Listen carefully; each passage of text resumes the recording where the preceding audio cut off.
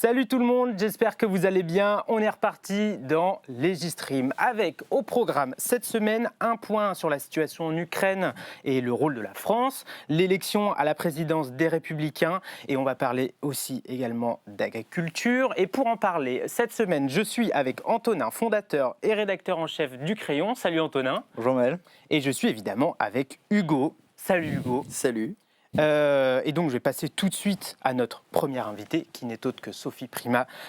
Bonjour. Bonjour. Merci beaucoup d'être venue répondre à nos questions dans Legistream.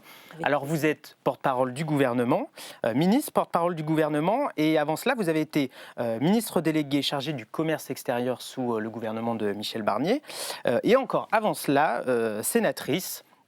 Et donc, ce que je vous propose, c'est qu'on commence tout de suite avec la situation en Ukraine, puisque Emmanuel Macron a dit qu'il allait faire une allocution ce soir à 20h. Qu'est-ce qu'il peut nous dire ce soir ? Je vais un peu vous décevoir dans la mesure où, évidemment, je ne sais pas le contenu de son intervention. C'est bien légitime, c'est à lui de prendre la parole et de s'exprimer et de réserver ses propos, évidemment, aux Français.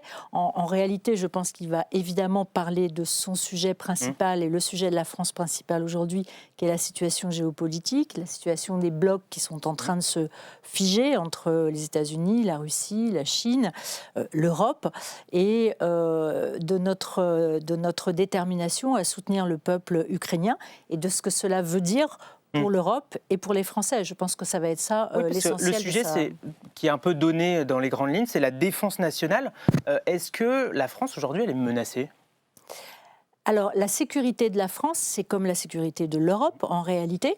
Nous considérons qu'elle est menacée si la guerre en Ukraine ne s'arrête pas et si nous ne trouvons pas les conditions d'une paix durable. Et une paix durable, qu'est-ce que ça veut dire ? Ça veut dire qu'on trouve les conditions d'une paix entre l'Ukraine et la Russie, mais la Russie respecte ces conditions de paix pour les années qui viennent, pour de nombreuses années qui viennent. Ce n'est pas ce qui s'est passé quand on a fait, par exemple, les accords de Minsk, il n'y a pas très longtemps, où il y avait des accords que la Russie s'arrêtait à cet endroit du territoire, sauf que ces accords de Minsk ont été bafoués plusieurs fois sans que nous ne réagissions. Donc cette fois-ci, il faut arrêter la Russie. Et par exemple, hier, il y a un avion de chasse russe qui a menacé un drone français au-dessus de la mer Méditerranée.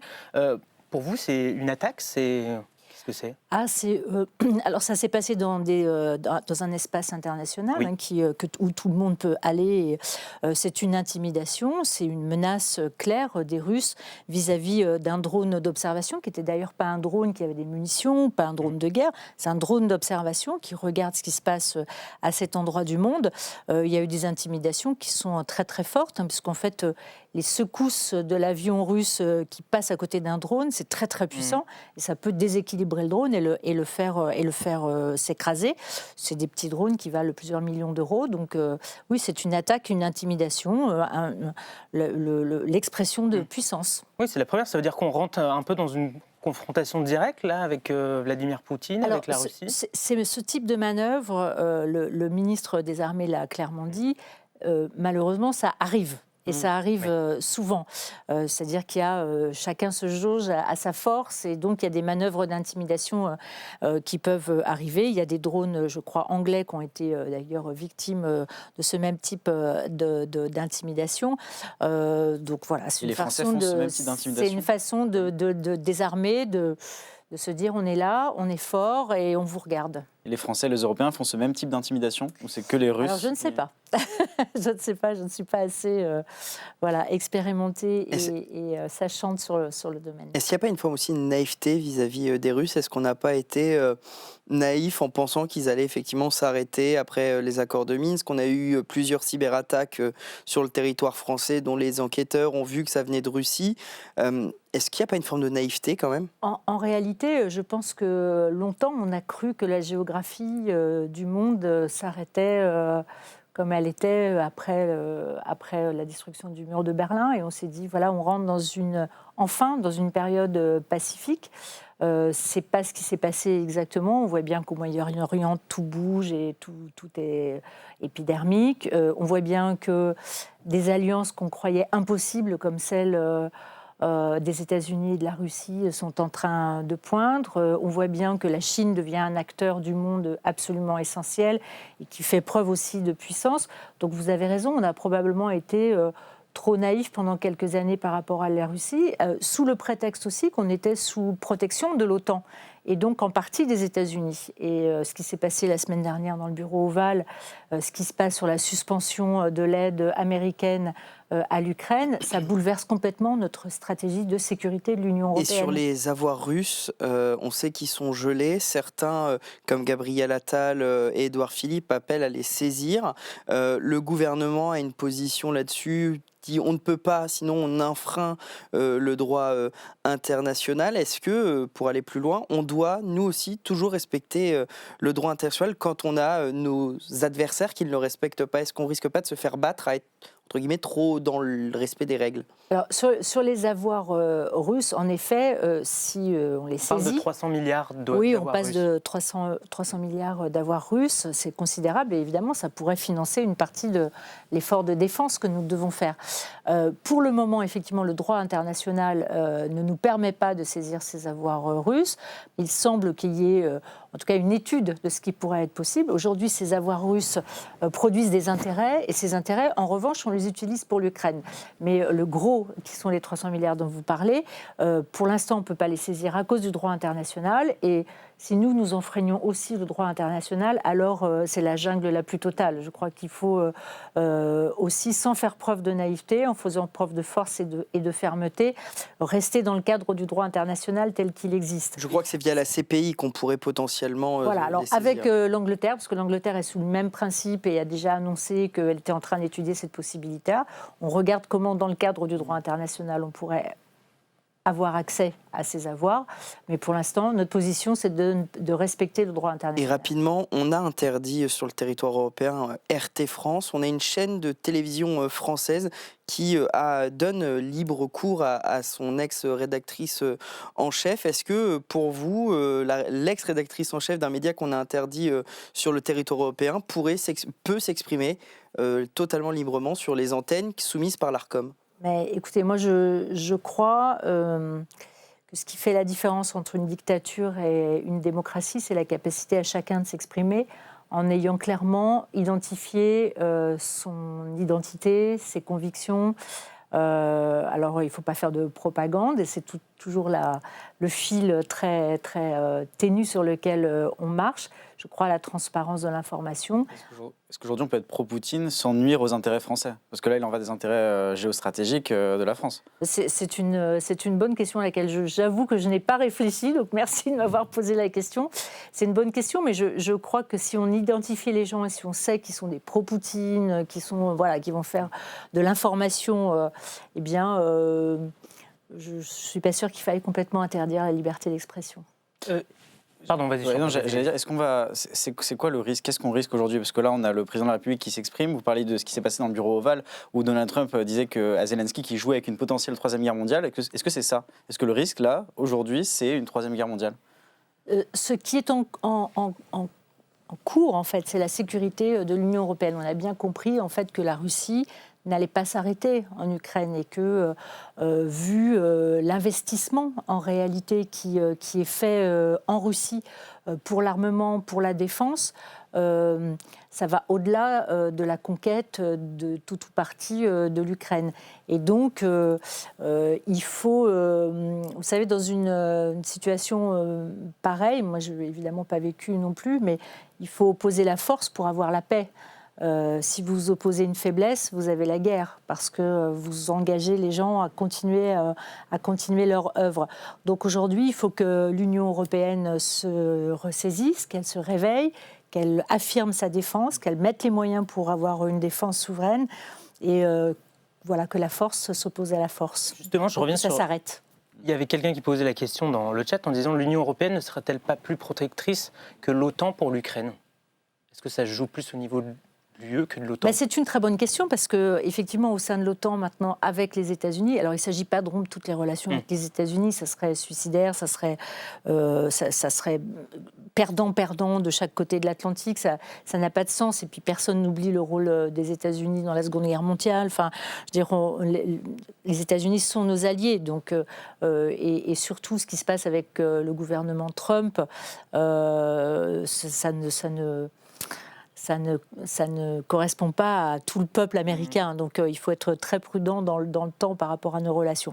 Mais c'est vrai que la place de l'OTAN, enfin la place des États-Unis, le financement de l'OTAN par les États-Unis, aujourd'hui nous pose une question. Et c'est vrai qu'il faut qu'on retrouve une souveraineté défense et qu'on ne sera jamais mieux servi que par nous-mêmes. Si on est en capacité d'assurer nous-mêmes notre défense, ça sera plus rassurant, on sera plus souverain et moins dépendant des États-Unis. Est-ce que c'est pas un peu tard, 3 ans après le début de la guerre en Ukraine, de devoir attendre qu'on ait un changement de pied de notre ancien allié numéro 1 qui était les États-Unis? Est-ce que c'est pas un peu tard? Est-ce on est dans l'urgence là? On est dans l'urgence, évidemment, et on peut passer notre temps à pleurer sur le lait renversé en se disant qu'on aurait dû le faire avant. Depuis, la France a toujours été en faveur de la création d'une souveraineté de défense au sein de l'Union européenne.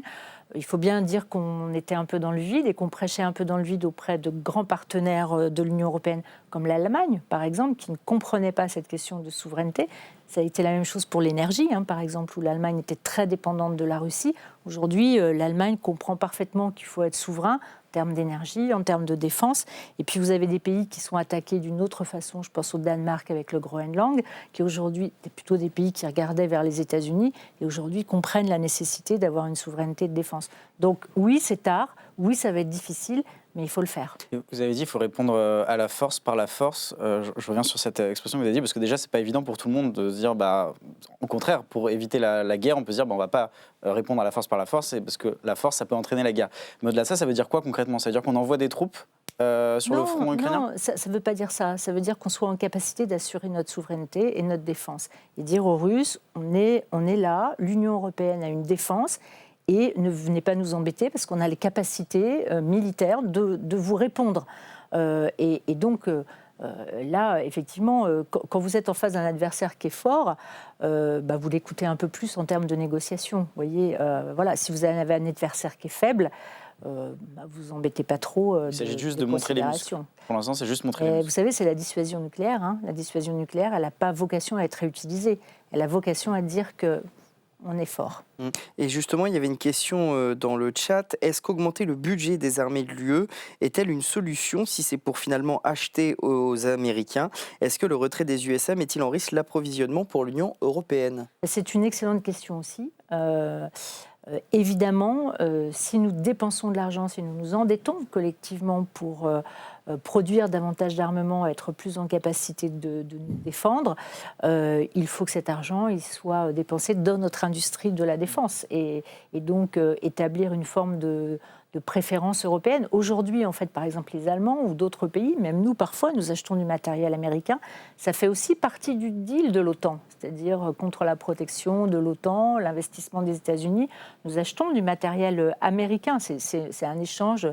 Les deals qu'aime bien M. Trump. Bon, si demain l'OTAN ne nous protège pas autant, si les États-Unis financent moins et que nous devons faire cet effort en matière d'armement, il faut que ça profite à notre industrie de la défense. Et on a de la chance, on a des entreprises qui sont excellentes en Europe. Donc... Comment on concilie en fait cette augmentation des dépenses militaires avec nous, notre besoin de réduire les déficits? Comment est-ce qu'on va trouver cet Je pense, vous voyez, que c'est finances exactement la raison pour laquelle le président de la République prend la parole ce soir. C'est d'expliquer aux Français qu'il faut perdurer sur les deux axes. Il faut qu'on réduise les déficits de nos finances publiques. C'est absolument essentiel parce que sinon, les milliards qu'on va dégager, ils serviront à payer notre dette par des intérêts de la dette et pas à nous réarmer. Donc, il faut qu'on réduise les déficits. C'est un objectif absolument essentiel. Et en même temps, il faut qu'on fasse cet effort. Et donc, ça nécessite que dans les budgets prochains, on fasse des choix et qu'on les fasse en toute transparence avec les Français. Et parce qu'en plus de ça, on a parlé d'économie de guerre. qu'est-ce que ça veut dire concrètement? Est-ce qu'on va entrer dans une économie de guerre? Parce que c'est pas anodin comme terme. On n'a pas l'habitude d'entendre ça. On n'a évidemment pas l'habitude. Ce qu'il faut bien comprendre, c'est que depuis plusieurs années, il y a une loi de programmation militaire qui prévoyait déjà des augmentations successives année par année du budget militaire pour justement reconstituer les forces de l'armée, faire de nouveaux choix stratégiques en matière d'armement, et puis aussi prendre en considération des nouveaux armements qui sont dans l'espace, qui sont du cyber, qui sont des drones par exemple. C'est un sujet très important pour les armées françaises aujourd'hui que d'investir dans les drones. On voit bien que la guerre, le retour d'expérience en Ukraine nous montre que le drone est un élément, le drone presque jetable, est un élément essentiel de la défense et de l'attaque. Donc ça, c'est plus suffisant aujourd'hui. Aujourd'hui, c'est plus suffisant. Bon, cette loi de programmation militaire, on la suit, alors qu'on est dans des périodes de réduction budgétaire. Celle-là, elle est figée. Donc on va continuer à augmenter, comme c'était prévu, notre effort. Il faudra regarder avec l'Union européenne, la combinaison de l'Union européenne et de la France, si on doit garder cette même pression ou si on doit l'augmenter. C'est l'objet de la réunion qui a lieu demain dans le cadre de l'Union européenne et qui fera un partage en fait, de la stratégie de l'Union européenne et de chacun des pays sur l'effort qui doit être fait pour la défense. Et justement, dans votre débrief du Conseil des ministres que vous avez fait tout à l'heure, vous avez parlé de mobiliser l'épargne des Français. Pourquoi c'est d'une possibilité, en tout cas, de mobiliser l'épargne des Français? Pourquoi c'est si facile pour le gouvernement d'évoquer cette possibilité-là vis-à-vis de la situation de l'Ukraine, mais pas, par exemple, de taxer les plus riches, de faire une taxe exceptionnelle? On sait que pendant la Première Guerre mondiale, notamment en 1916, il y a une loi qui a été adoptée pour justement créer, en gros, une taxation exceptionnelle pour les plus riches. Pour justement financer cet effort de guerre, pourquoi l'épargne des Français plutôt que les plus riches, par exemple? En fait, on est souvent dans ce fantasme des plus riches. En réalité, il y a quelques plus riches en France et ce n'est pas du tout à la maille. Alors que, de mémoire, et je ne pense pas te dire une bêtise, il y a 6 000 milliards d'euros d'épargne en France.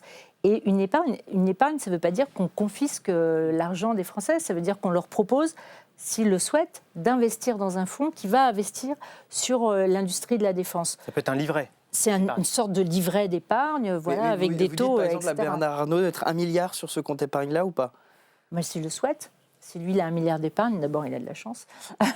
Il y a 230 milliards, Bernard Arnault. D'épargne, je ne suis pas sûre. D'appareils de production, oui, mais d'épargne, je ne suis pas sûre. Enfin, j'en sais rien, je ne connais pas ses comptes. Mais oui, il a mis de l'argent dans Notre-Dame, il a mis de l'argent dans un certain nombre de grands chantiers pour la France. Donc vous encouragez les plus riches à faire la même chose pour soutenir l'Ukraine? Mais chacun, je pense que ce qui est important ce soir dans l'allocution du président de la République, c'est qu'il faut que chacun se sente concerné. Chaque Français doit se sentir concerné par sa sécurité et la sécurité de l'Union européenne. Et la sécurité de l'Union européenne, la paix qu'on connaît, moi je suis née l'année de la fin de la guerre d'Algérie. Je suis née en 62. Je n'ai jamais connu la guerre sur notre territoire. Et vous êtes très jeune, vous n'avez jamais connu, vous n'imaginez même pas qu'il puisse y avoir une guerre sur notre territoire. Donc il faut que chacun comprenne que c'est de la sécurité de l'Union européenne qu'il s'agit et que par conséquent, c'est chacun d'entre nous, alors je ne dis pas aux plus modestes d'aller mettre leur épargne, de livret caisse d'épargne, évidemment, mais je pense que chacun peut participer, s'il le souhaite. Je pense qu'il y a aujourd'hui encore plein de Français qui justement ne se sentent pas concernés par ce qui se passe en Ukraine et qui ne considèrent pas qu'il en va de la sécurité de l'Union européenne. Qu'est-ce que vous leur dites aujourd'hui et comment aujourd'hui on justifie qu'un pays qui n'est pas dans l'Union européenne, certes qui est aux frontières de l'Union européenne, mais qui n'est pas dans l'Union européenne, on doit absolument le secourir pour aider l'Union européenne? Mais parce que la Russie ne s'arrêtera pas là. La Russie continuera avec les États baltes, par exemple, qui sont pour la Russie très importants pour l'accès à la mer. Elle continuera à avancer. Elle continuera. Sinon, elle ne mettrait pas tant d'argent dans sa défense. C'est 40% de son budget, c'est énorme. Imaginez 40% de notre budget est dédié à l'armement. Donc elle ne s'arrêtera pas là. Juste parce que je vois que le temps file un peu, vous avez suivi le discours devant le Congrès de Donald Trump d'hier, d'1h40. Cette nuit, j'avoue... Vous l'avez peut-être rattrapé ce matin, ou en tout cas vous avez peut-être vu les grandes lignes. Est-ce qu'il y a des choses que vous retenez en fait, dans ce discours-là? Trump a fait du Trump, en fait, sans surprise. Il a été extrêmement... Alors en politique intérieure, moi je ne veux pas me prononcer sur ce qu'il a annoncé, puisqu'il a été élu, donc il a été élu avec un programme, donc je respecte le choix des Américains. Mais en politique étrangère, il a fait du Trump, c'est-à-dire le Groenland, on l'aura.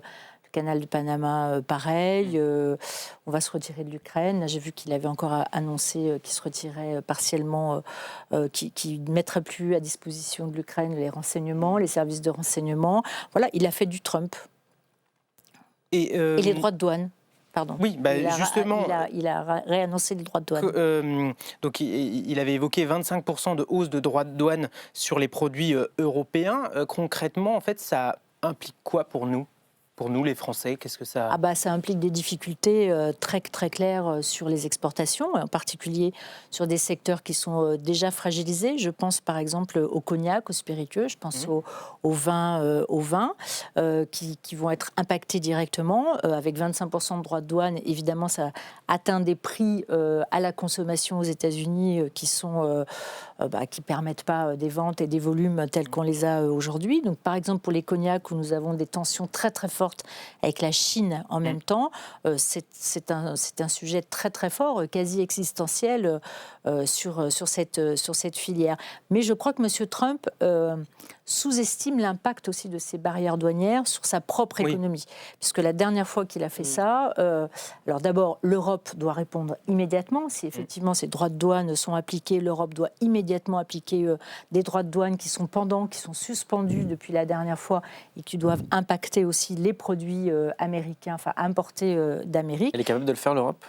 Bien sûr, on l'a déjà fait et c'est prêt. Donc, en fait, les droits de douane sur ces produits américains ont été suspendus. Donc, il suffit qu'on lève la suspension. On attend quoi ? Et les droits de douane, on attend que les nôtres s'appliquent. Aujourd'hui, ils ne s'appliquent pas pour l'instant. Voilà, donc on n'est pas dans le cas du Mexique et on n'est pas dans le cas du Canada où ça s'applique. Et puis, la dernière fois, il a aussi taxé, et ça va s'appliquer très rapidement, sur l'aluminium et l'acier.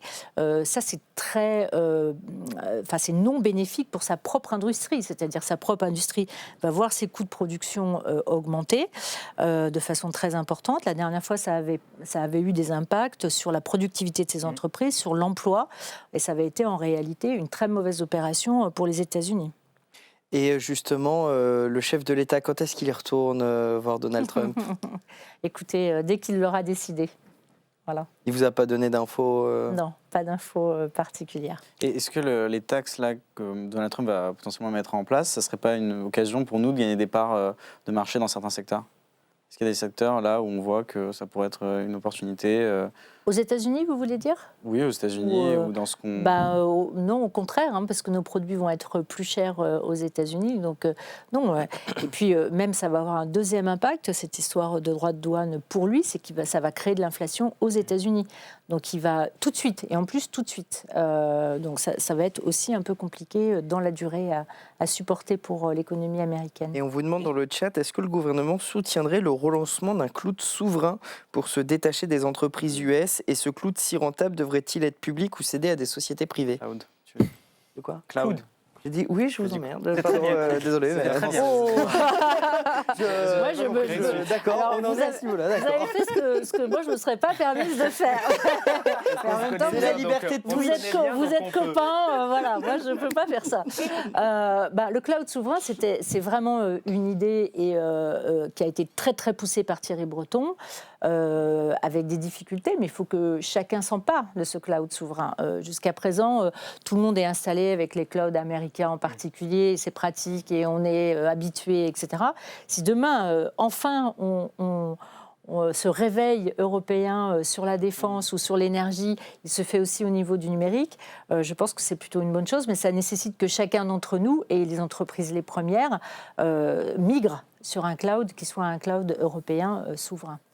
Et certains demandent l'exclusion ou en tout cas une mise à côté de la Hongrie dans l'Union européenne qui bloque certains votes, etc. Ou certains demandent aussi une réforme du système de fonctionnement européen pour éviter qu'un pays qui est, on va dire, sous influence russe bloque des sanctions. Comment on pourrait faire, nous, la France, avec Jean-Noël Barrot et avec Benjamin Haddad, le ministre de l'Europe, pour... empêcher que des gens sous influence russe bloquent les réponses européennes. Ouais, alors ça c'est vraiment une question de fond, c'est une question hyper intéressante, mais il va falloir y répondre assez rapidement. Donc je suis assez d'accord avec votre, j'allais dire auditeur, mais on ne dit pas ça ici, on dit... Un viewer. Voilà, Mais c'est bon, voilà, c'est reconnu. Voilà, c'est le clown. C'est une question très importante parce qu'aujourd'hui, on voit que l'Europe, d'ailleurs, est stigmatisée, mais aussi pénalisée par le fait qu'on n'arrive pas à prendre des décisions, parce qu'il faut prendre les décisions à l'unanimité.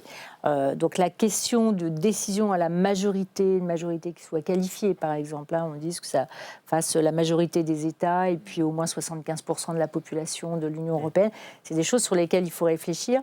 Malheureusement, j'ai peur que comme ça, c'est une décision qu'il faut prendre à l'unanimité, on mette un temps infini à prendre cette décision-là. En revanche, notamment pour ce qui concerne la défense, on peut très bien imaginer que les 27 pays européens ne soient pas d'accord pour participer à cet effort de souveraineté en matière de défense, y compris des pays comme la Hongrie qui sont pro-russes. Et dans ce cas, il faut réfléchir à une autre structure, qui soit un conseil de défense plus restreint, dans lequel d'ailleurs on pourrait dire aux Anglais qu'ils peuvent rentrer éventuellement, et faire cet effort sur un périmètre à la fois plus restreint à l'intérieur des 27 et peut-être élargi à l'Angleterre. Ce sont aujourd'hui des réflexions, ce sont évidemment des réflexions. Je suis désolé de vous couper parce qu'il reste déjà que 4 minutes et j'avais envie, déjà que 4 minutes, j'ai envie de vous poser aussi des questions sur des choses un peu plus franco-françaises, puisque vous étiez sénatrice LR, notamment dans le groupe de Bruno Retailleau. Je suppose que c'est un meilleur candidat que Laurent Wauquiez à la présidence des Républicains. Oh là là, vous n'allez pas m'emmener sur cette piste. Qu'est-ce qui en ferait un bon candidat ? En fait, non, plutôt que de répondre à cette question directement, je ne vais pas faire de langue de bois, mais je vais effectivement vous dire ce qui fait un bon candidat pour les Républicains. Les Républicains avaient complètement disparu du paysage politique et on reparle des Républicains en mettant en avant peut-être la bataille entre Bruno Retailleau et Laurent Wauquiez. Déjà, on parle de nous, c'est déjà incroyable. Bon, donc, et puis Bruno Retailleau, on est rentré au gouvernement et tout d'un coup, on s'aperçoit que la droite républicaine existe, qu'elle a des idées, qu'elle a des hommes pour les porter. Donc ça, c'est plutôt bien. Maintenant, il faut qu'on élargisse. À la force de se rétrécir, on n'est plus très nombreux. Donc il faut qu'on reparte dans une conquête de nouveaux électeurs, de nouvelles idées, de mise en place de convictions. Et donc, je pense qu'une des qualités, au-delà du socle de conviction, une des qualités du futur président ou de la future présidente des Républicains, c'est la capacité à réunir et à faire des alliances. Voilà, je pense que c'est ça. Les idées des Républicains, j'avoue que moi j'ai du mal à les définir. C'est quoi les idées des Républicains aujourd'hui ? Laurent Wauquiez 2027. C'est à peu près. On a l'impression qu'il y a une mise en avant pour Laurent Wauquiez pour 2027. Non, les idées des Républicains, elles sont assez constantes dans le temps. C'est très fort sur le régalien, et c'est pour ça d'ailleurs que Bruno Retailleau aujourd'hui émerge comme un personnage de la droite évidemment assez incontournable aujourd'hui. Basé sur l'économie, une économie qui soit plutôt libérale, plutôt avec un monde du travail qui finance un modèle social qui ne soit pas en déficit. Voilà, c'est ça en fait, le travail doit payer, le travail doit être la clé du pouvoir d'achat pour nos concitoyens. C'est comme ça qu'on doit voir l'économie, pas que le travail comme une punition, mais le travail comme une clé pour le pouvoir d'achat et pour pouvoir évidemment faire pérenniser notre modèle social qui est aujourd'hui en danger. Est-ce qu'il n'y a pas un risque que l'étiquette Emmanuel Macron colle un peu à la peau des ministres qui ont accepté d'être sous les gouvernements sous Emmanuel Macron ? On peut assez peu nous taxer, en tout cas pour les ministres LR qui sont dans le gouvernement, d'avoir été des fans absolus d'Emmanuel Macron depuis 2017. Nous sommes juste dans une situation politique à la fois inédite et compliquée, justement au moment où la géopolitique n'est pas simple, celle de ne pas avoir de majorité ici à l'Assemblée nationale. Et donc, nous, en responsabilité, nous participons à ce gouvernement. Et vous voyez d'ailleurs souvent qu'il y a des positions personnelles et des affirmations personnelles qui sont exprimées pour une porte-parole. Ce n'est pas toujours très, très facile, du coup. Mais personne ne renonce à son identité politique d'origine, mais chacun, dans cette période inédite politique, fait des efforts pour que la France ait un gouvernement qui soit stable. Moi, j'avais une petite question, parce que vous avez lancé le 19 février dernier une question pour la porte-parole. Bon, ça n'a pas été un très très gros succès. Il n'y a eu qu'une personne qui a utilisé le hashtag que vous aviez lancé. En tout cas, sur Twitter, j'ai vu, il y a une seule question. Mais il y a eu d'autres. C'est pas la folie. Hein, j'entends, mais il y avait un outil qui avait été lancé qui s'appelait Agora. Oui, pourquoi vous avez abandonné c'était Olivier Véran qui avait lancé, qui avait aussi le Renouveau démocratique comme titre. Vous n'avez plus d'ailleurs ce titre de Renouveau démocratique, mais vous essayez des choses. Qu'est-ce qui se passe? Pourquoi vous n'utilisez pas Agora? On a voulu tester un petit peu les réseaux directs, donc on va pérenniser. D'ailleurs, j'en profite pour présenter mes excuses parce que ce matin, à la fin du compte rendu du Conseil de ministres, j'ai oublié de répondre aux questions qui m'avaient été posées, donc je vais répondre sur les réseaux. Donc ça, pour tuer le système, il n'y a pas mieux. Donc je présente mes excuses à ceux qui m'avaient posé des questions. On va essayer cette formule-là, qui nous paraît plus interactive et moins filtrée. En réalité, Agora était peu connu en réalité et fonctionnait sur un microcosme en gros gouvernemental, ou d'élus locaux, etc. Pas du tout télécharger l'application, pas du tout. Et moi je voulais l'ouvrir un peu davantage. Écoutez, je suis désolé. Il faut s'arrêter. Mais oui, mais quand on s'amuse. Bon, en tout cas, vous n'hésitez pas, du coup, pour les gens qui sont dans le chat, à aller poser directement vos questions à Sophie Primas, porte-parole du gouvernement. Écoutez, merci beaucoup, Madame la Ministre, d'être venue répondre à nos questions dans Legistream. Je ferai attentivement l'allocution du président maintenant que vous avez commencé à nous donner des petites pistes pour ce soir. Alors, je vais devoir vous demander de laisser la place à notre deuxième invité qui va entrer. Qui n'est autre qu'André Chassaigne, qui vient. Il doit être juste à la porte. Merci beaucoup d'être venu répondre à nos questions. Au revoir. À très bientôt sur Legistream. Et donc, on va. On a dû le faire deviner. C'est ça. On aurait dû faire un qui est. On aurait dû faire un qui est. Le tournée manège. André Chassaigne. Bonjour. Voilà, c'est ça. Bonjour. Bonjour. Je vous en prie. On ne se quitte plus. Depuis la semaine dernière. C'est ça. Je m'assois là. André Chassaigne, je vous en prie, asseyez-vous ici. Il a fallu que je me fasse répéter en quoi ça consistait cette émission. On m'a dit Twitch. Oui, c'est ça. J'avais dit c'est Twitch. une première. Je connais pas tout ça, moi. Là, vous me faites sauter un siècle d'un seul coup, là. Alors, je sors de l'ère médiévale et vous m'amenez sur des émissions de ce genre-là. Mais oui, mais il faut bien avoir un début. Donc, malgré tout, pour tout le monde, je vais vous présenter. Vous êtes donc président du groupe Gauche démocrate et républicaine. Oui, monsieur. Jusqu'à présent, tout est bon, c'est ça. Vous êtes député du Puy-de-Dôme depuis 2002. Oui, monsieur. Quand même. C'est pas rien. Député communiste. Hein. Député communiste. Il en reste. Parce que GDR, voilà, ça comprend les députés communistes, mais pas que. Et donc, vous avez été aussi maire pendant 27 ans de Saint-Amand-Roche-Savine, oui. Petit village d'un peu plus de 500 habitants, selon mon décompte personnel. Le mandat local, ça vous manque ? Bien sûr que ça me manque. Bien sûr que ça me manque. Ça a commencé. C'est sûr, allez-y. Oui, c'est là. Allons-y, j'ai cru qu'on était les gens, mais non, je suis pas du tout habitué à tout ça. Les gens sont déjà ça me manque. Très contents de vous retrouver. Je suis devenu conseiller municipal, même maire adjoint de mon petit village, à l'âge de 27 ans. En 1977, les gamins. Là. En 1977, j'ai ensuite été maire en 1983 et j'ai été maire effectivement pendant 27 ans. Je suis toujours conseiller municipal et mon rêve aujourd'hui, c'est de revenir sous peu avec le mandat que j'avais à l'âge de 27 ans pour finir ma vie politique en toute humilité. Alors, on dit sous peu, on me glisse que ce serait le conseil municipal du 14 mars. Est-ce que les infos sont bonnes ? Oui, il y a un conseil municipal le 14 mars, par hasard, dans mon petit village, où le maire va proposer un poste d'adjoint. C'est fou. À un vieil homme pour terminer sa vie publique dans la tranquillité, pour reprendre certains dossiers qui lui tiennent à cœur. Et ce vieil homme, c'est moi. Donc, est-ce que vous donc départ de l'Assemblée prévu quand, du coup, le 14 même ou un peu après ? Regardons la loi. Dans la mesure où ça sera le cas, je pense, où je suis élu maire adjoint de mon petit village, je dispose d'un mois pour quitter l'Assemblée et passer le flambeau. Pardon, vas-y. Ouais, non, j'allais dire pourquoi être si pressé, parce qu'on voit la situation actuelle que très certainement il y aura peut-être une nouvelle dissolution, peut-être une nouvelle assemblée. Pourquoi maintenant et pas attendre la prochaine dissolution et partir. Le monde a besoin de vous. Non, je vais être très franc. En 2022, j'avais prévu déjà de partir à mi-mandat. Il y a une chose que je déteste, c'est la politique de la terre brûlée. Et je me suis dit, en passant le flambeau à mon suppléant, puisque dans ce cas-là, ça serait le cas, hein, en passant le flambeau, et il aura l'occasion de mener son activité. Et en aucun cas, il est envisageable que je me représente s'il y avait une dissolution. Enfin, il faut être sérieux. Oui. À 75 ans... Vous l'avez quand même fait. Je l'ai fait parce que je sentais le boulet du canon.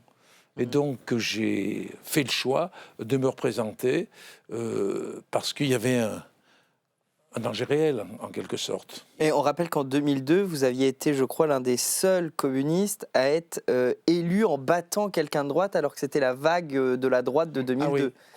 Alors, j'ai une autre particularité, là, ça va vous surprendre.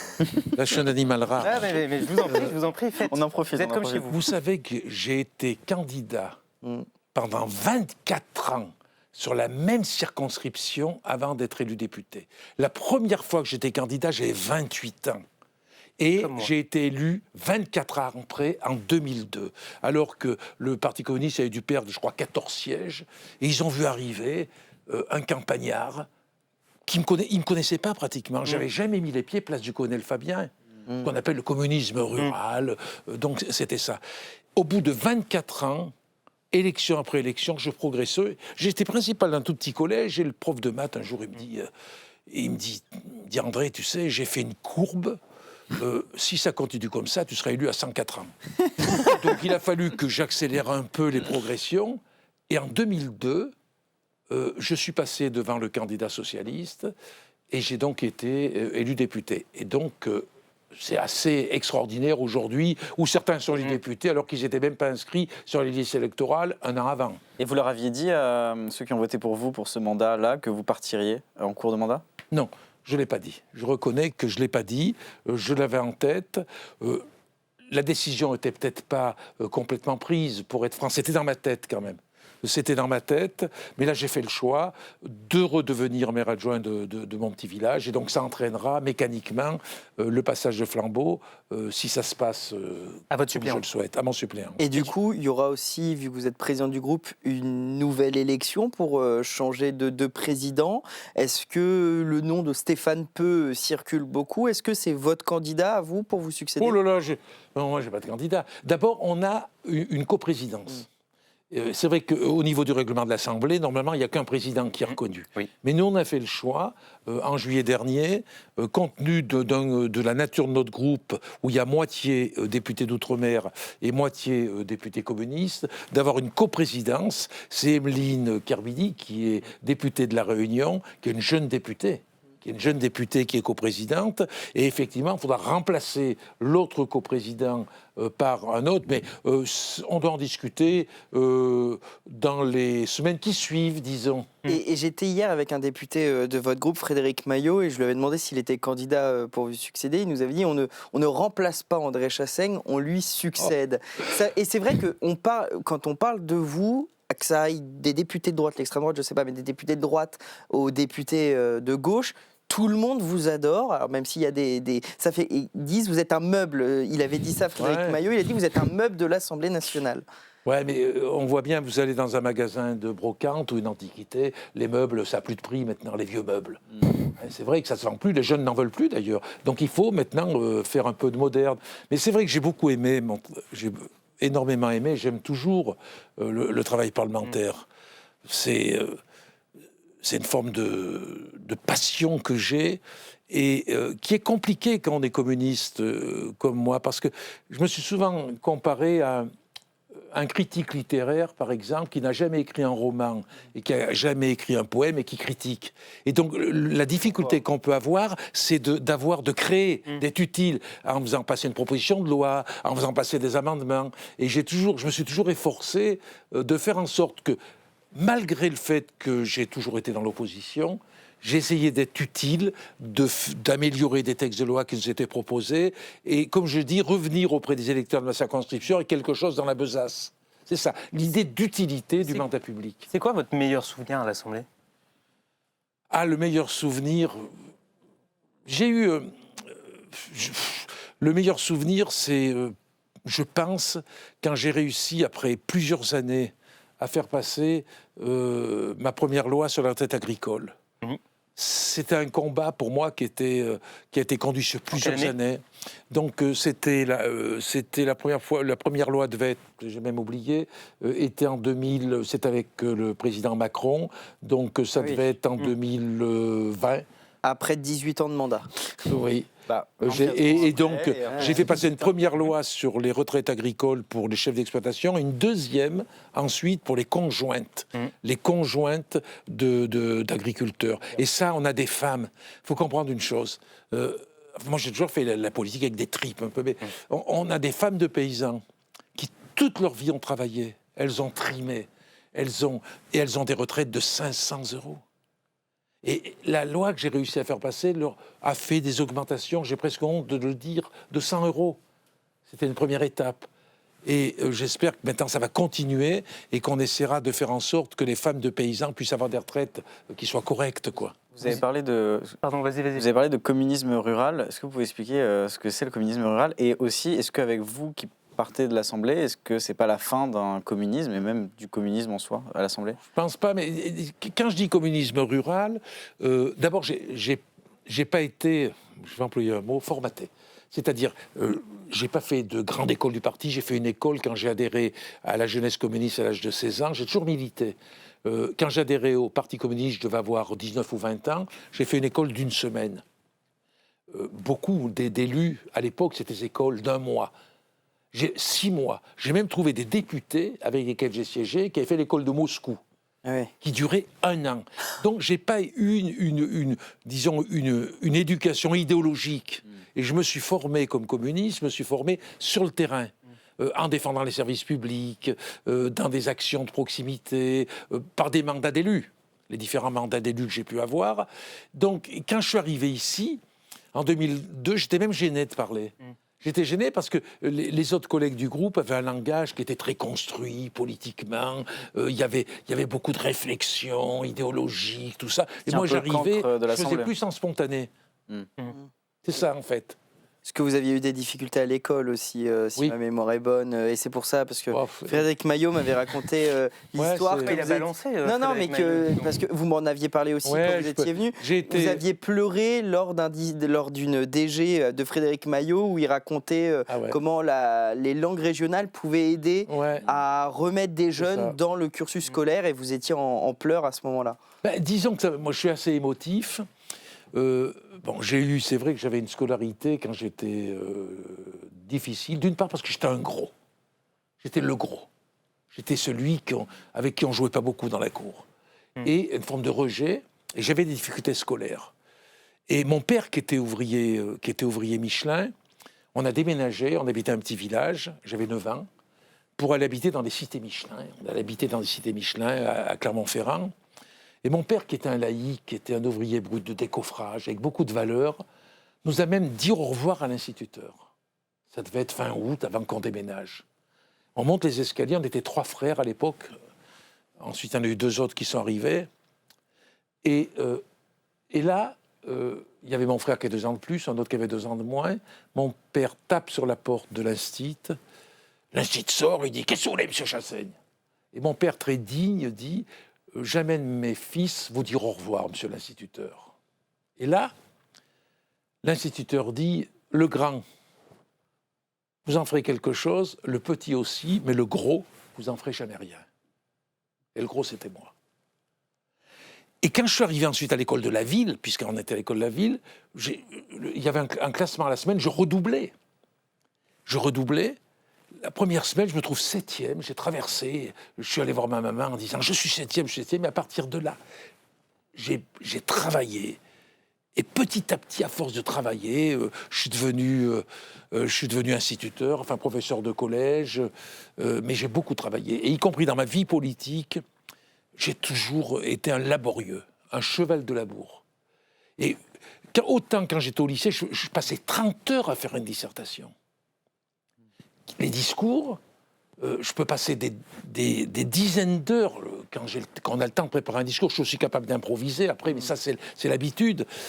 Parce que j'ai par exemple l'amour du mot juste, de la citation que je vole quelquefois, que je transforme, que je tourne, et je remplace un paragraphe complet par une citation qui est beaucoup plus fulgurante.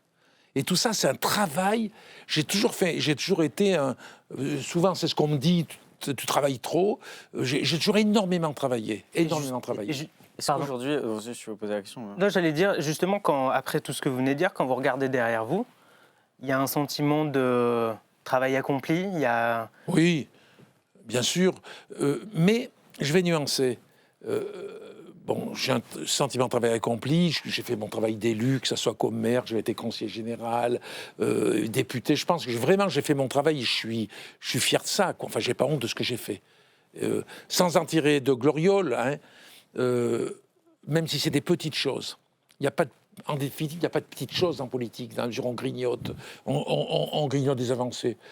La seule chose aujourd'hui, moi qui ai commencé à militer à l'âge de 16 ans, j'ai 75 ans.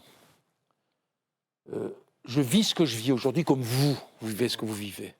Cette dérive planétaire sur les valeurs humanistes qu'on écrabouille, sur des individus qui deviennent des chefs d'État qui écrasent tout le monde, qui n'ont pas j'allais presque dire, une forme d'immoralité.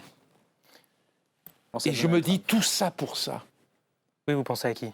Je vais penser à Trump, je vais penser à des chefs d'État, je vais penser à ce qui peut se passer aujourd'hui. Et je dis, et même la dérive d'extrême droite dans notre pays, je le dis, la dérive d'extrême droite, je me dis tout ça pour ça. C'est-à-dire quand on a une vie de militant et d'élu comme moi, j'arrive à 75 ans et je suis dans un monde qui est à l'opposé de ce que j'aurais voulu construire. Justement, pour avancer un peu sur le sujet de l'Ukraine, alors, puisqu'on parle des bouleversements du monde, Emmanuel Macron parle ce soir. Vous en attendez quelque chose de cette prise de parole ? Le problème avec Emmanuel Macron, il est capable de surprise. Qu'est-ce que j'attends ? Ce que je pourrais souhaiter, c'est qu'il n'ait pas un discours ce soir qui soit un discours guerrier, qui aille vers un engrenage guerrier. Ce que j'attendrai de lui, c'est qu'il redonne par la hauteur de ses propos, la hauteur que la France avait dans le paysage politique, au niveau diplomatique par exemple, où la parole de la France comptait. Et aujourd'hui, pour que la parole de la France compte, il faut être engagé vers une solution qui soit une solution, à la fois une solution politique, diplomatique, mais en même temps, en sécurisant la paix dans la durée, et en particulier en sécurisant l'Ukraine, mais en se disant, il y a déjà eu combien, 500 000 morts, peut-être plus. Aujourd'hui, la priorité, c'est d'arrêter la guerre, mais on ne peut pas l'arrêter à n'importe quel prix. Donc je ne souhaite pas qu'il se couche derrière Trump. Je ne souhaite pas qu'il abandonne l'Ukraine, mais je ne souhaite pas pour autant qu'il ait un discours qui serait un discours de va-t-en-guerre. Je sais que c'est difficile à trouver l'équilibre, mais c'est ça qui ferait la grandeur de la France. Et vous lui dites de faire du en même temps, en réalité, dans ce que vous dites.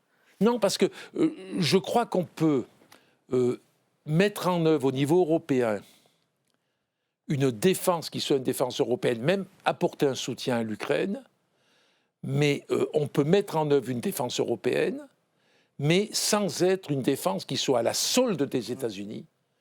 Parce qu'aujourd'hui, il faut se dégager de cette empreinte des États-Unis. Et j'espère qu'il...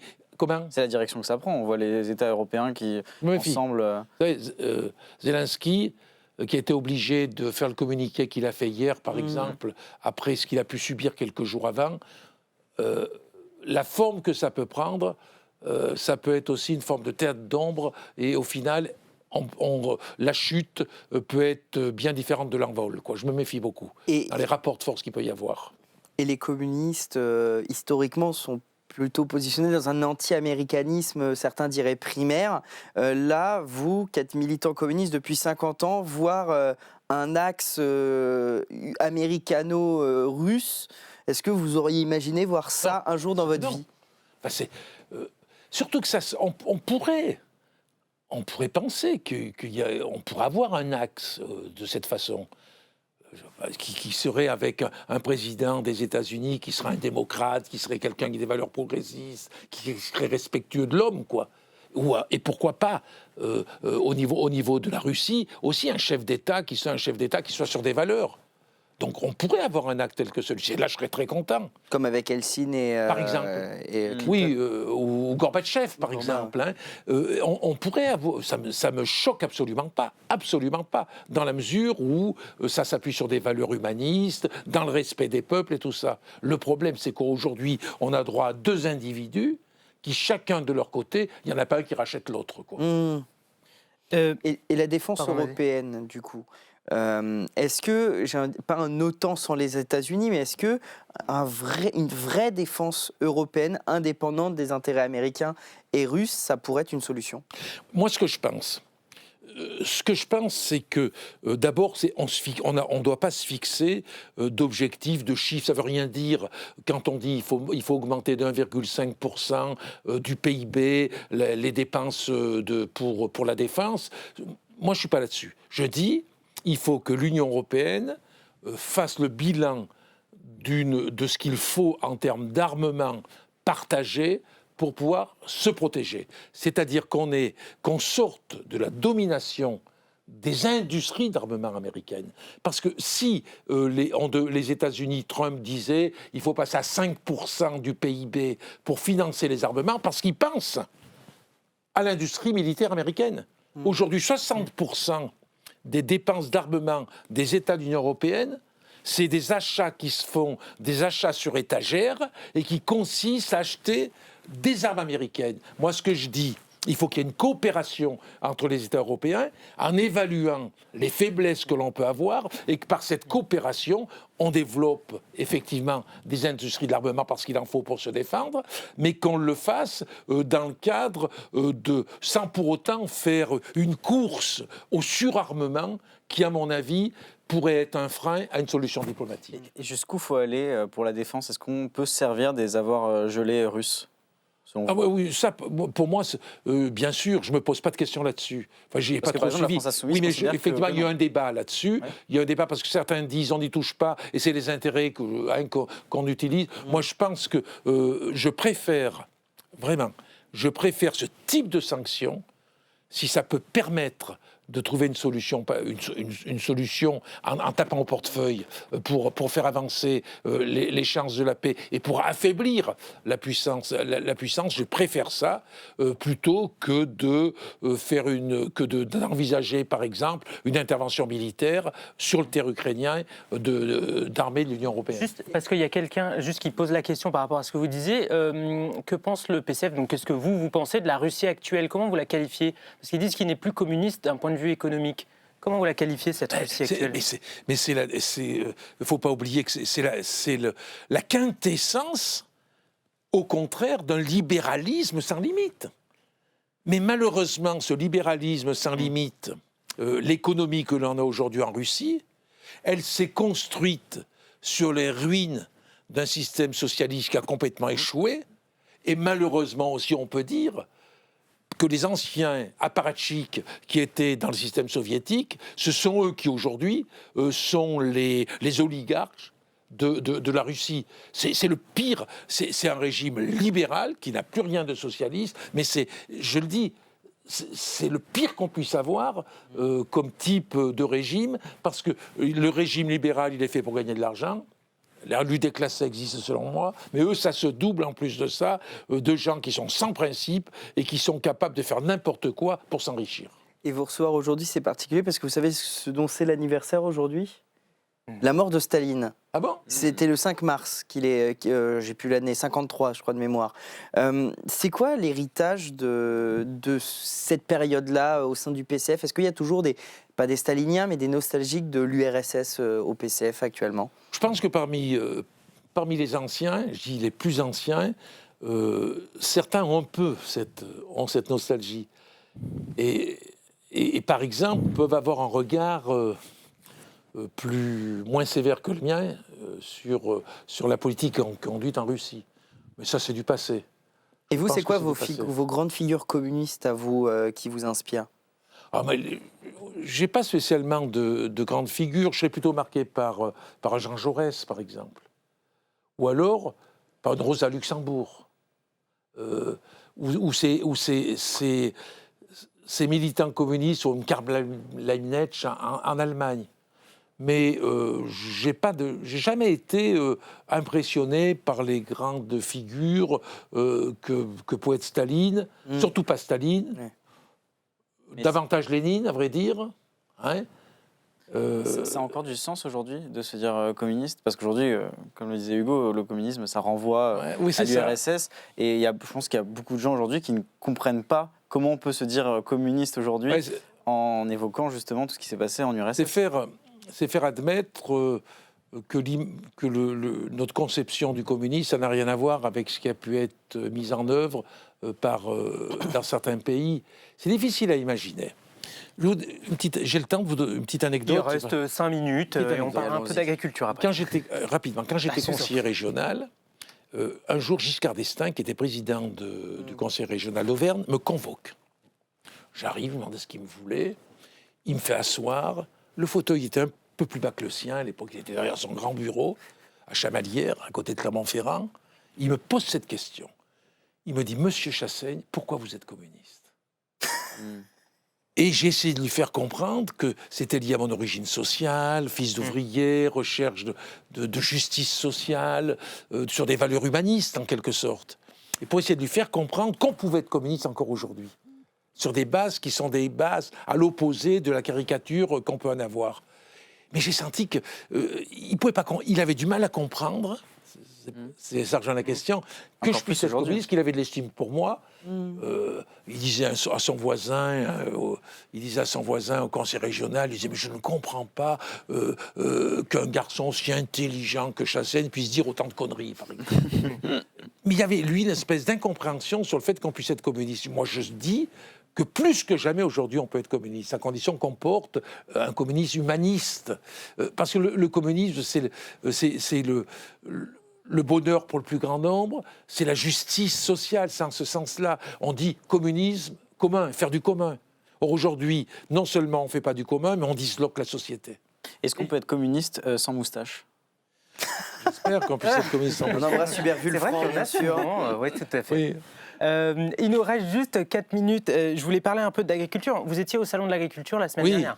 Confirme. Qu'est-ce qu'ils vous ont dit, les agriculteurs que vous avez rencontrés ? Ils étaient plus calmes que l'année précédente. Oui. Et je pense en pensant que leurs affaires étaient réglées, et je pense que moi, tant mieux d'ailleurs, parce que le salon d'agriculture, c'est aussi un moment de rencontre, un moment de fête. On n'attend pas que ça manifeste dans les allées, tout ça. Ils auraient pu être inquiets aussi, vu le contexte, par exemple, de ce qui vient des États-Unis, des droits de douane. Pour le moment, ils n'en ont pas beaucoup parlé. D'accord. Ils n'en ont pas beaucoup parlé. Ce qu'ils disent, par contre, ils sont toujours sur la question des traités de libre-échange. Alors, c'est lié, ça aussi. Hein. C'est lié, hein. Oui. Traités de libre-échange, où ils sont très opposés aux traités de libre-échange.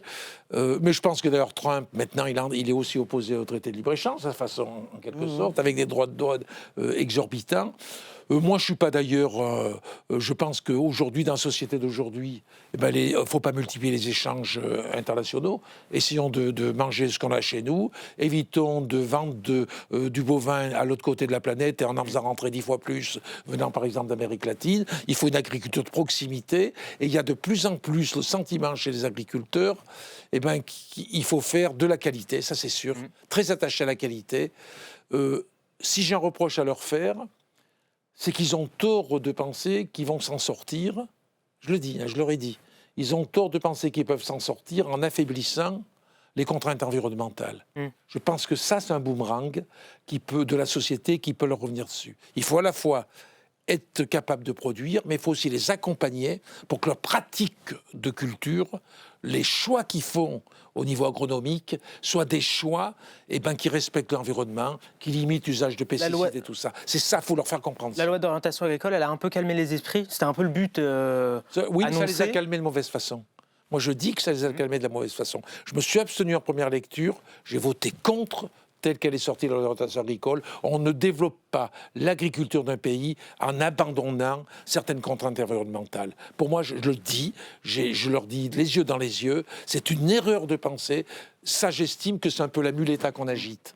Ils ne vont pas s'en sortir, les agriculteurs, de cette façon. Ils s'en sortiront si on rétribue bien ce qu'ils produisent, si on les accompagne dans leur mutation, leur mutation agroécologique, qu'on les accompagne, mais sinon, c'est pas en jetant toute contrainte qu'on réglera le problème de l'agriculture dans notre pays. Je ne sais pas si je suis clair, mais pour moi, c'est extrêmement important. D'ailleurs, le dernier point, vous parliez de rétribution. Là, la semaine dernière, Patrick Mignola, ministre chargé des relations avec le Parlement, a dit que les lois Egalim seraient révisées d'ici l'été. Pour vous, c'est une bonne idée. Il faut Oui, c'est une bonne idée à une condition, c'est qu'on accepte d'avoir une agriculture qui soit plus administrée qu'elle l'est. Parce que si on laisse si on considère que les simples négociations commerciales suffisent à résoudre le problème, on ne résoudra pas. Je crois qu'il faut qu'on impose qu'il soit des prix minimums. Je pense qu'il faut plus d'intervention de l'État. Il faut plus d'intervention de l'État parce que laisser la liberté complète, à la sortie, ça peut marcher quelques mois, mais au bout, très rapidement, c'est ceux qui tiennent les réseaux commerciaux qui l'emportent. Et ce que je souhaite, moi, c'est qu'on ait un accompagnement de la production agricole, qui soit un accompagnement qui ne fasse pas de concessions sur toutes les filières, au profit, qu'on ne fasse pas de concessions au profit de ceux qui s'en mettent plein les poches. Et au final, c'est ni le consommateur qui en profite et c'est ni le producteur. Oui, dernière question. On va parler évidemment de Jean-Louis Debré, que vous avez connu puisque vous avez siégé de 2002 à 2007 quand il était président. C'était quoi, Jean-Louis Debré, pour vous? Vous avez failli lui succéder puisque vous aviez été candidat cette année au Perchoir. C'était quoi la présidence? C'était quoi Jean-Louis Debré, président de l'Assemblée nationale? C'était une autorité naturelle, un rayonnement qui était le rayonnement de sa personnalité et qui faisait qu'il n'y avait pas besoin de sanctions. Aujourd'hui, il y a toujours des sanctions pour les députés qui enfreignent le règlement et tout ça. Lui, c'était pas ça du tout. Il disait à un député de se taire, il le disait avec sa tonalité, avec beaucoup d'humour aussi d'ailleurs, avec beaucoup d'humour. Un exemple, s'il y a trop d'amendements aujourd'hui, qu'est-ce qu'on fait ? On modifie le règlement intérieur pour limiter le nombre d'amendements, ou on interdit les députés de défendre trop d'amendements. Debré, c'était pas ça. On avait déposé des milliers d'amendements. Qu'est-ce qu'il a fait? Il les a exposés. Ça faisait une hauteur de 2 mètres de chaque côté. Et le résultat des courses, il a ridiculisé ceux qui avaient mutilé les amendements. Et le lendemain, on les a enlevés la plupart. C'était notre façon de faire. C'était une façon qui était plus ironique. Est-ce qu'il y avait une compétence différente d'aujourd'hui? On termine là-dessus parce qu'on est déjà... Ouais, est-ce qu'à l'époque, il y avait plus de compétences, par exemple, à l'Assemblée nationale, ou... Non, ça n'a pas changé. Non, il y a toujours de la compétence. On voit arriver des jeunes députés aujourd'hui qui connaissent bien leur dossier, La seule chose qui cache, qui occulte, je crois, la véritable compétence des députés, c'est cette obsession des réseaux sociaux, des Twitch et tout ça, qui font qu'on s'exprime davantage pour que ça circule sur les réseaux sociaux plutôt que sur le contenu d'un texte de loi. Mais la compétence reste la même. Oui, il y a la compétence. Je vois arriver des députés, des jeunes députés, qui connaissent très bien leur dossier et qui brossent. N'allons pas dire qu'aujourd'hui, la compétence s'est amenuisée. Je ne le pense pas. C'est la communication qui dévoie la qualité du travail parlementaire. Écoutez, merci beaucoup André Chassaigne, on est arrivé au bout de cette émission. Alors, une petite pensée pour quelqu'un dans le chat qui dit « J'ai un regret personnel, j'ai croisé André Chassaigne quand il allait à Matignon, il était tout seul, j'étais sur le point de le faire mais je ne lui ai pas parlé. » Écoute, on peut lui dire de vous retrouver à Saint-Amand-Roche-Savine, c'est ça? Saint-Amand-Roche-Savine, petit village auvergnat. Dans quelques mois, puisque quand on le saura, quand on le saura, vous avez 1 mois pour quitter vos fonctions, c'est ça que vous avez dit. Précise que tous les week-ends, je suis dans mon petit village. Voilà. Je passe 3 jours par semaine ici depuis 23 ans. Je couche dans mon lit placard et je suis content quand j'arrive dans la nature, dans la campagne où j'habite. Un cœur du Forez. Eh ben, écoutez, merci beaucoup d'être venu répondre à nos questions sur le plateau de Légistream. Eh bien, du coup, j'ai plus qu'à vous donner rendez-vous la semaine prochaine. Cette fois-ci, je me trompe à chaque fois. Mercredi prochain à 16h30. Merci beaucoup, Hugo et Antonin. On se retrouve la semaine prochaine. Salut tout le monde. Je vous remercie. C'est nous.